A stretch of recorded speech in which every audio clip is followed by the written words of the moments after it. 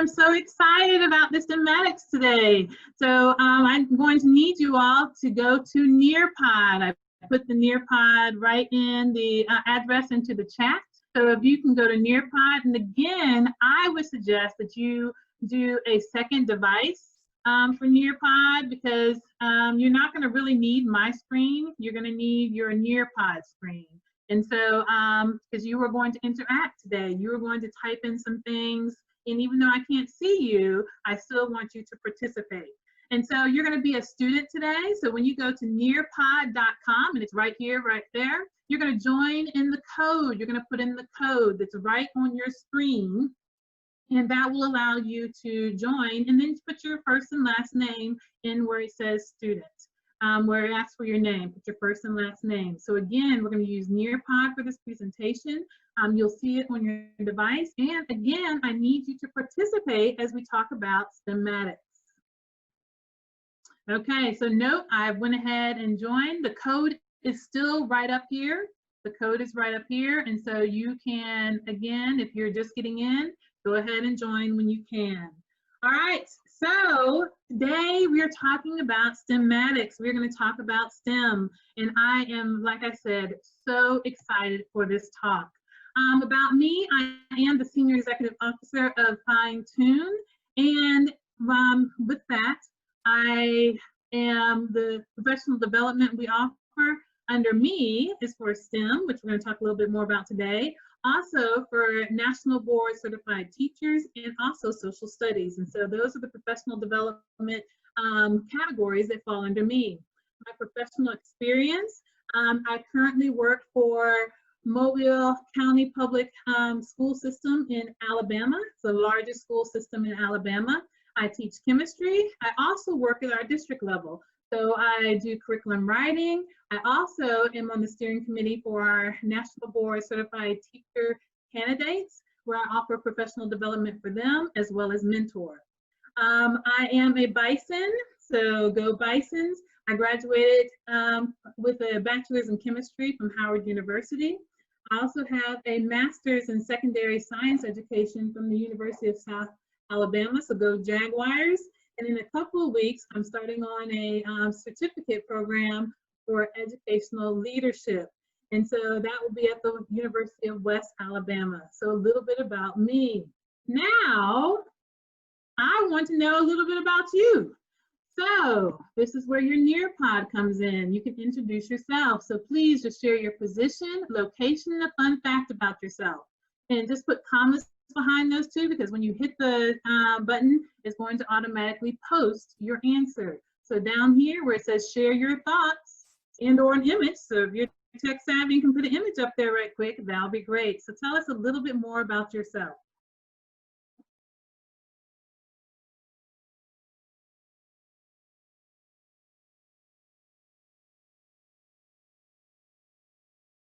All right, and this is such a great way also, you know, when you get back on the virtual world, just to learn a little something about your students.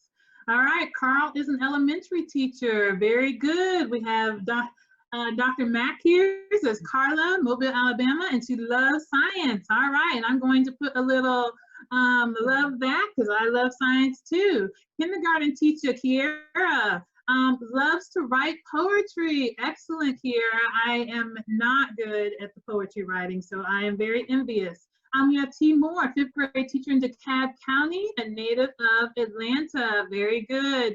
And we have Melanie, the Director of Talent Search. Excellent, and gear up. Thank you for joining us this morning. All right, Reese, which is Carissa.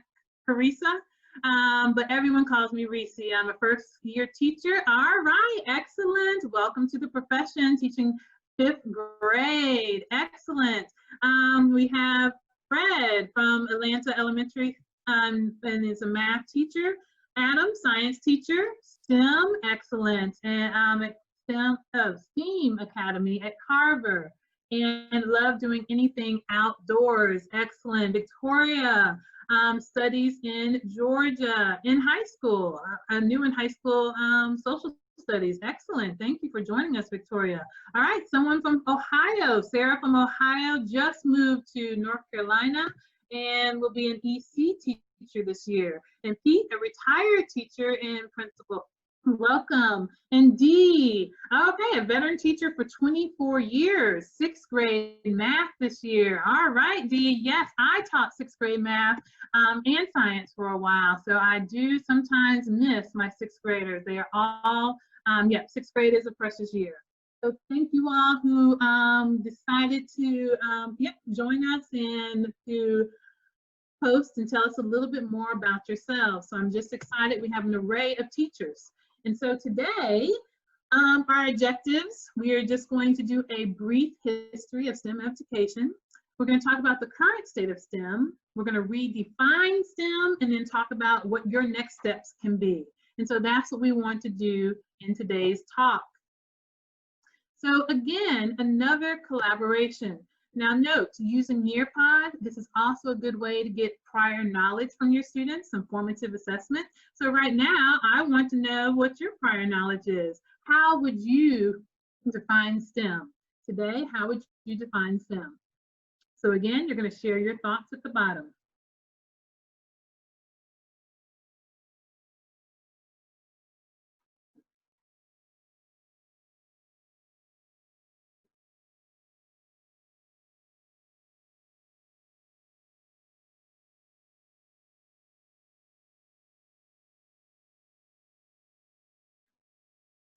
It's okay to have some wait time.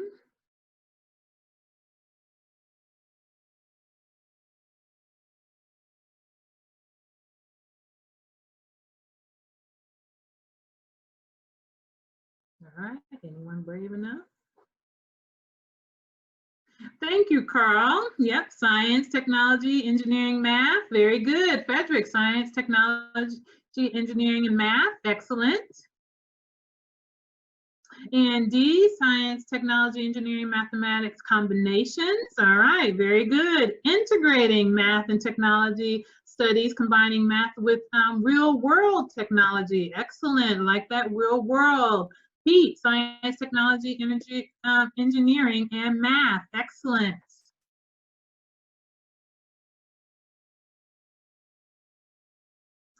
All right, Adam, student-centered education that encourages students to use curiosity and wonder to explore and engage the world around them. Adam, if I had some Skittles, I would give you some Skittles today. Excellent, love those.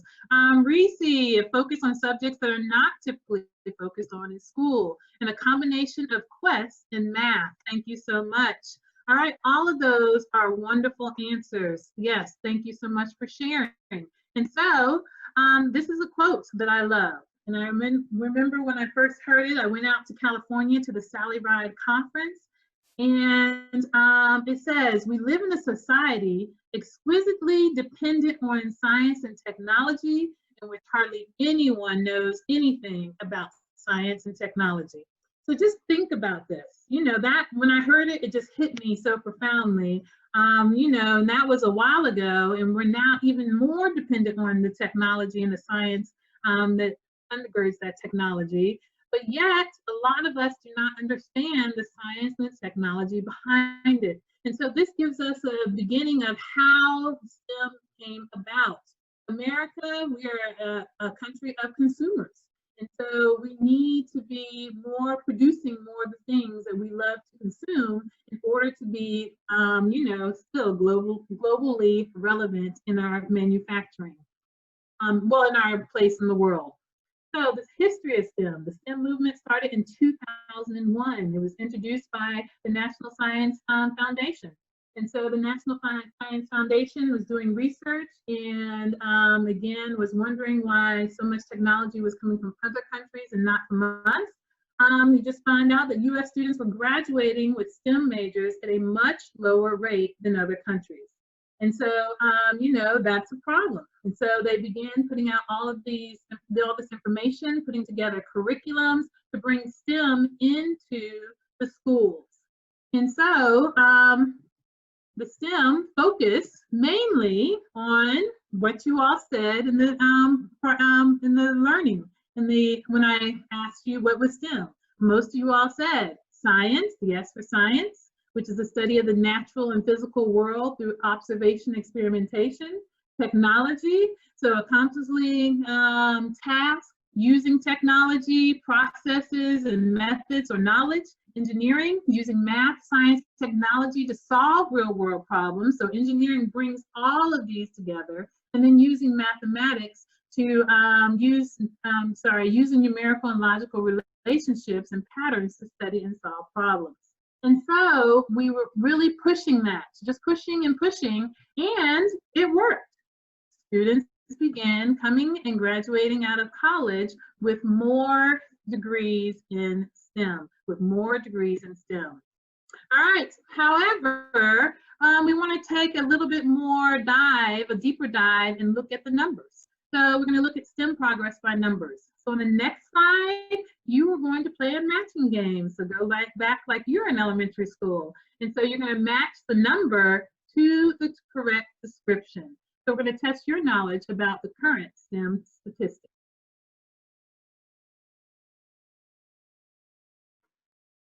All right, so again, on your screen, you should be able to click and have the matches.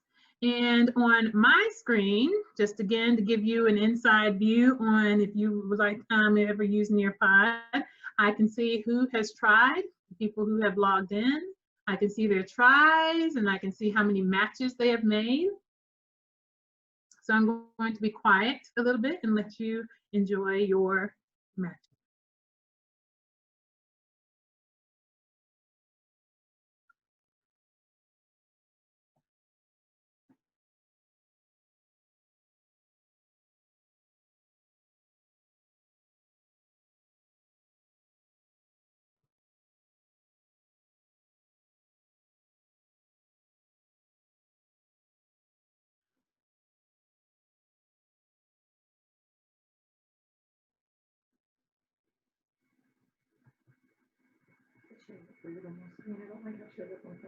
He's not showing up. No, it shows up.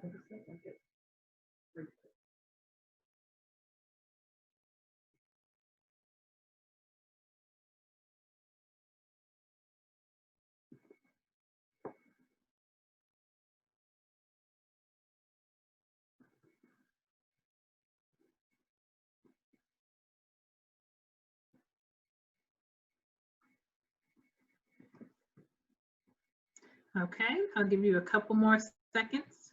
And again, in the classroom, you just allow students to take as much time as they need to make sure they get all the matches. We see Adam and Victoria have matched all of theirs correctly. So has Reese, very good. And Pete, excellent. And so for the sake of time, I know you might not want to go on. I am going to go on. And so here we go. All right, so let's look at the numbers. Again, we said all this pushing really did what we needed to do, what we thought we needed to do. Students began graduating with a higher rate in these STEM degrees. However, less than 50% of all STEM graduates have a job in a STEM field. So people are graduating, but they are not coming in and going in and filling those jobs. And so you're saying, oh, well, maybe there's an overabundance. However, no, not quite, because 67% of manufacturing employers report that they are still unable to fill technical jobs for mid-skilled employees. Again, we have African American, Black, only 36% of Black STEM graduates have a job in the STEM field. So again, even lower than the average, and also 37% of Hispanic students. And then we also have some gender we want to come out. Again, the studies are showing that women now are actually earning more bachelor's degrees. We have more women getting bachelor's degrees in the United States. However, there's a disproportionate amount of women still earning those in the STEM fields. They are not represented as well. And so we have 30% of the world's scientists that are women, less than 30%. And then the last one, in the United States, minority represent only 10% of STEM jobs. And so these are the numbers, the current state that we're in. All right. So now I have an open-ended question there. What insight or insights did you gain from those statistics, and how do the numbers make you feel? How do the numbers make you feel?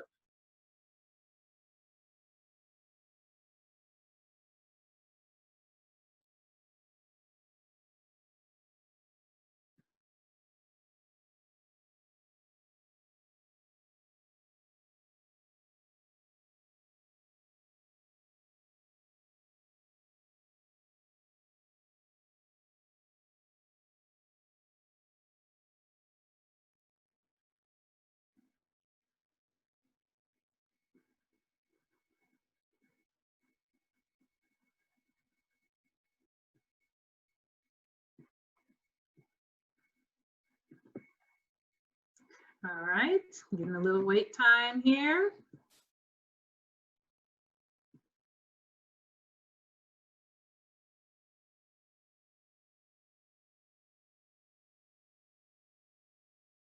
Okay, while you are still typing, I'm going to just say how the numbers made me feel. I was actually surprised. I was surprised at the amount of students that have graduated with a STEM degree but not working in their field. And again, we are still looking for, manufacturers are still looking for, you know, they're still looking for people. And so, you know, that just made me think. And so Stephanie, I think that's, hope I'm saying your name right, says surprise, made me want to work even harder for all of our students, especially those who were in the statistics. Very good. Same with me. We need to encourage more minorities and females to enter in the STEM. Very good, Pete. The numbers are surprising, but not surprising. All right, so there, and you didn't finish your thought, but that is true. Sometimes, you know, we're like, okay, yep, I understand. It says the insight I gain relates to the number of the numbers increasing. However, there is, I didn't get the rest of that.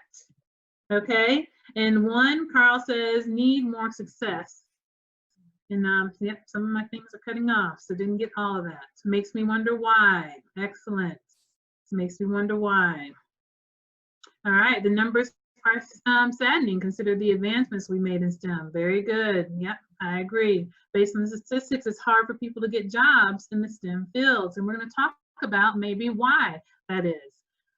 Frederick says, based on the stats we need to work on, so we need some work. Very good.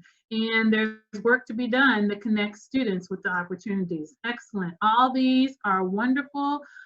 Exactly what we are, what we were saying. And yeah, we need to prepare, Melanie, thank you. We need to prepare more students, especially those underrepresented in the STEM careers. Excellent. And so that's why STEM is so important. That's why this talk is so important. That's why, you know, we need to, all of our educators, we have a stake in this because our students need it, our country needs it. And so we just need to think about it and dive in more. And so the global STEM paradox, the global STEM paradox. So note, this is not just the US, this is the globe here. It says a shortage of graduates with soft skills, a shortage of graduates with soft skills, the lack of qualified technicians, the loss of high-skilled workers, and untapped pools of talent. And so we're going to go back into these, you know, look at each one of these in depth. So the shortage of graduates with soft skills. It says most STEM subjects focus on rote learning and memorization. And so I teach chemistry, and so there is a lot of memorization that goes along with learning your ions and different things. And so a lot of times in STEM courses, we are trying to get people to memorize a lot of biology facts, learn how to use this formula in math, so and so on and so forth. We are focused on that. Therefore, when they get out, they lack soft skills. They lack soft skills. In order to be successful, these are skills that people are going to need. And so to be successful in the STEM careers, graduates need to also excel in the 4 C's. And so you might be asking, well, what are the 4 C's? Well, that goes on to the next one. Well, first is creativity. And so a lot of times in the STEM areas, we don't give students time enough to be creative. And so with creativity comes innovation and invention. And so those are the things that are going to keep our country, keep our students in the forefront. We have to be coming up with new things. Technology is changing over and over again. New things are being brought to the table. Our students, our STEM graduates, need to be able to think creatively and come up with the next new ideas so that we can stay on top. Critical thinking. I know every time we go back and do our data and things, teachers always say students need to be able to think. They need to be able to think. And so we have to give them more opportunities to look at problems in a new way. That race strategy is such a good strategy that is Canfield bought, because it makes them break things down, look at a different way, look at it more than one way. So our kids need more time critical thinking. So our graduates can do that as well. Communication. And so we know a lot of people in the STEM fields, some be introverts and they aren't communicating very well. But we need what's in here to come out. You need to be able to explain that to someone else. And so communication is so important. It's vital. You need to share your ideas and your thoughts and solutions with other people in a way that they can understand. And then the last one is collaboration. And so, sometimes going back to, I was a student who liked to do projects on their own because I wanted my projects to be right. So just like Zaria, she said she likes her projects to be in a certain way, I was the same way too. However, there are very little fields where you get to go in and be your own team player. You have to learn how to work with others.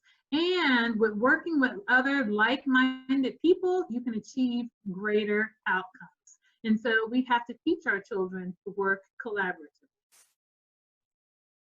The next one, which really caught me by surprise, was the lack of qualified technicians.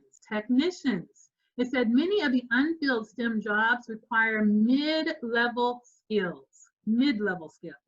And so educators, me included, sometimes we push the higher level degrees that leave many overqualified for the jobs that are available. And so, for so long we push, go to college, go to college, go to college. However, some of those jobs are not going to be found and fulfilled with a 4-year degree. And so we have to recognize that. And so also we are missing students. When you are pushing everyone to go to college, students already know when they get to high school whether or not they want to be, years of going to school, 4 or 5 more years of going to school, sometimes even longer if you're talking about a master's and a PhD, or becoming a doctor of medicine. And so students are overwhelmed by that. However, we forget that there are so many other alternatives to consider that are well-paying jobs. I always tell my students, I want them, when they graduate, I want them to be able to take care of themselves and be productive citizens and their families, and also to contribute to society. And so we need to know that a lot of these community colleges are offering associate degrees that will give them opportunities that will blow your mind. I went to our coastal community college and they were showing us all the different degrees that they offer: graphic design, technicians, forensic science, and the starting salaries that these jobs have.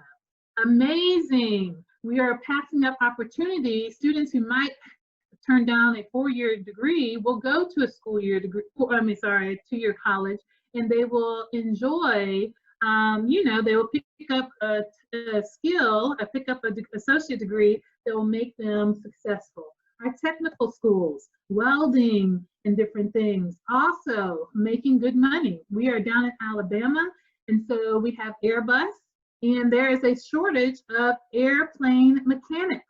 There's a shortage of airplane mechanics, and so they can go to a technical school. They also have apprenticeships here. And again, these students, you know, I have 2 degrees. These students in a couple of years will be making more than I make. And by the time that they end, if they stay faithful in the field, they are earning beyond, you know, measure. And so certificate programs and entrepreneurship. And so these are things also, as teachers, we need to be explaining to our students the different types of the careers, the different types of background, because I still believe that everyone needs some type of post-secondary training, but there are many alternatives to consider. Next, now this is not a United States problem, this is a global problem, but it was worth mentioning. So the third problem, the global paradox, for STEM graduates are leaving emerging markets for developed economies. And so Africa, countries in Africa are losing 20,000 skilled professionals each year. And so people are leaving, they're not staying, or they're coming to the United States for school, returning to their hometowns. And 90% of skilled workers in the Caribbean nations leave for opportunities in other countries. And so again, that is not a United States problem. You know, we need to, if there are some professors on board, again, we need to encourage people to go back to their countries and again, work, develop, work in their communities as well, so they can fulfill those positions. 5 minutes. And the last part is untapped pools of talent. Untapped pools of talents. And so we have women and minorities and lower socioeconomic classes are underrepresented in STEM fields. So this is where we need to focus. We know that with diversity, we aren't tapping in to all of their different talents. And so we need to focus on different pools to get that. All right, so we have redefining STEM. So we have to redefine this. You know, it was working, we upped our numbers, but it didn't get us where we need to be. And so the scope was too narrow.